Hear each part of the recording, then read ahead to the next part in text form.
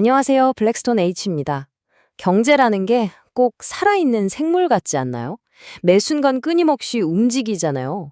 오늘의 금리가 내일의 투자를 결정하고 또 그 투자가 10년 뒤에 우리나라 전체의 자산을 바꿔놓기도 하죠.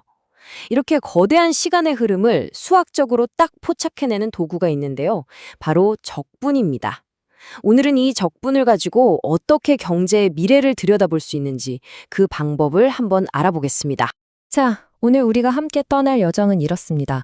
먼저 경제를 그냥 멈춰있는 사진이 아니라 움직이는 영화로 보는 관점을 소개해 드릴 거고요.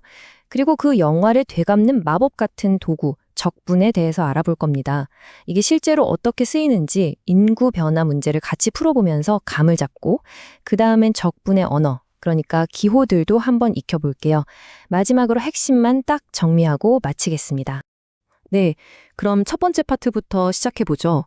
우리가 보통 경제 기사를 볼 때 특정 시점의 실업률이나 물가 같은 스냅샷에 되게 익숙하거든요.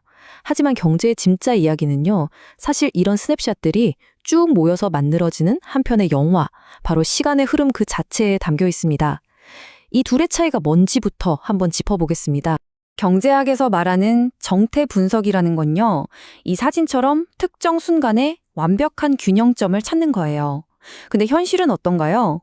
어제의 이자율이 오늘의 투자에 영향을 미치고 그 투자가 차곡차곡 쌓여서 내일의 성장을 만들어내잖아요. 이처럼 원인과 결과가 시간이라는 축을 따라서 쭉 이어지는 이 영화 전체를 이해하는 것, 바로 이게 동태 분석의 핵심입니다. 그럼 이 경제라는 영화를 수학적으로는 어떻게 다룰 수 있을까요? 자, 만약에 영화의 한 장면, 그러니까 그 순간의 변화를 딱 포착하는 게 미분이었다면 그 수많은 변화의 조각들을 다시 쭉 이어 붙여서 전체 영화를 복원하는 것, 그게 바로 적분입니다. 잠깐만요, 교수님. 그러면 미분이 어떤 값에 순간 변화율을 구하는 거였으니까 적분은 완전 반대로 그 수많은 순간 변화율 조각들을 다 모아서 원래 전체 모습이 어땠는지를 알아내는 거네요. 와, 진짜 비디오를 되감기 해서 처음부터 다시 보는 거랑 똑같네요. 정확해요. 와, 비유가 정말 완벽합니다. 자, 여기 슬라이드를 한번 보세요. 1번, 원래 함수 fx라는 전체 영화가 있죠. 여기서 2번, 미분을 하면 그 순간의 변화율, fx라는 한 장면을 얻게 됩니다.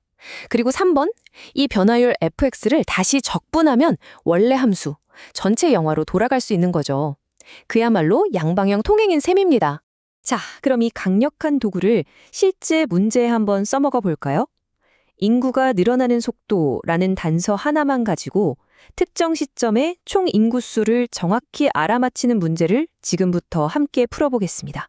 자, 문제 한번 보시죠. 인구 변화율, 그러니까 매년 인구가 얼마나 빠르게 늘어나는지에 대한 함수는 우리가 알고 있어요. 현실에서도 전체 인구를 매번 다 세는 건 어렵지만 출생률이나 사망률 같은 걸로 변화율은 쉽게 추정할 수 있거든요. 과연 이 속도 정보만으로 미래의 총 인구를 계산해낼 수 있을까요? 해답은 생각보다 간단합니다. 바로 이 변화율 함수를 적분하면 되는 거죠.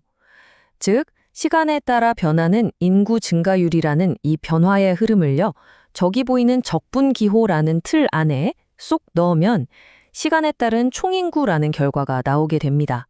이걸 수식으로 표현하면 바로 이렇게 되는 거죠. 자, 이제 적분 공식을 사용해서 계산을 해보면 일단 이런 식이 나옵니다. HT는 3분의 2 곱하기 T의 2분의 3제곱. 근데 뭔가 좀 이상하죠? 맨 뒤에 정체를 알 수 없는 상수 C가 떡하니 붙어 있네요. 이게 대체 뭘까요? 네, 교수님. 저도 그게 딱 궁금했어요. 계산은 어찌어찌 따라왔는데 저 C는 어디서 갑자기 툭 튀어나온 거죠? 이게 왜 필요한 거예요? 아주 중요한 질문이에요. 그 C를 우리가 적분상수라고 부르는데요. 제가 비유를 하나 들어볼게요. 만약 제가 지금 시속 100km로 달리고 있어요 라고 말하면 제 현재 위치를 알 수 있을까요? 없죠. 왜냐하면 제가 서울에서 출발했는지 부산에서 출발했는지 그 시작점 정보를 모르기 때문이잖아요. 적분에서 C가 바로 그 우리가 알 수 없는 시작점을 의미하는 겁니다.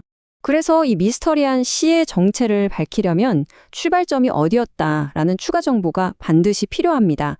이걸 수학에서는 초기 조건이라고 불러요. 다행히 문제에서 알려주네요. 시간, 즉 t가 0일 때 조사를 딱 시작했을 때의 인구가 100이었다고요. 자, 이 H용은 100이라는 초기 조건을 아까 구했던 식에 그대로 대입해보면 미스테리했던 C값이 바로 100이라는 걸 알 수 있습니다. 이걸로 드디어 퍼즐이 완성된 거죠.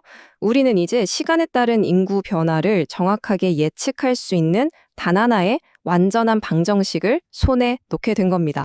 자, 이제 개념은 확실히 이해했으니까 이 모든 과정을 한 줄로 아주 깔끔하게 표현하는 수학의 언어, 바로 적분 기호들을 한번 제대로 살펴보겠습니다. 바로 이게 부정적분의 표준 표기법입니다. 여기서 부정이라는 말은 아직 시작점이 정해지지 않았다, 이런 뜻이에요. 그래서 마지막에 C가 붙는 거고요. 기호가 많아 보여도 사실 각자 맡은 역할만 알면 아주 간단합니다. 자, 표를 같이 한번 볼까요? 길게 S자처럼 생긴 이 기호는 인테그랄이라고 읽고요. 적분하라라는 명령어입니다. 그 옆에 있는 fx는 적분의 대상이 되는 함수고요. 아, 그럼 dx는 x라는 변수를 기준으로 적분하세요라고 알려주는 안내판 같은 거군요. 그리고 c는 아까 배운 거 초기 조건으로 찾아야 하는 바로 그 적분상수고요. 맞습니다. 이제 더 이상 이 기호들이 무섭게 느껴지지 않죠? 자, 오늘 꽤 긴 여정을 달려왔는데요. 이제 가장 중요한 핵심만 다시 한번 정리해보고요. 오늘 배운 내용을 바로 응용해볼 수 있는 재미있는 질문을 하나 던지면서 마무리하도록 하겠습니다. 오늘 배운 내용 중에 딱 3가지만 기억하시면 됩니다. 첫째, 동태 분석은 경제를 시간의 흐름 속에서 연구하는 거다. 둘째, 적분은 미분의 반대 과정으로 변화율을 가지고 전체 총량을 구해낼 수 있게 해준다. 그리고 셋째, 이 과정에서 튀어나오는 적분상수 C는 문제에서 주어진 초기 조건을 통해서 찾을 수 있다는 것, 이겁니다. 그럼 마지막 질문입니다. 매년 한 나라에 차곡차곡 쌓이는 투자 I는요, 자본의 변화율, DK by DT라고 할 수 있습니다. 그렇다면 이 변화율을 이용해서 한 나라가 현재 가지고 있는 총 자본량 K를 어떻게 계산할 수 있을까요? 오늘 우리가 풀었던 인구 문제랑 구조가 완전히 똑같습니다. 한번 곰곰이 생각해 보시기 바랍니다. 지금까지 블랙스톤 H였습니다. 감사합니다.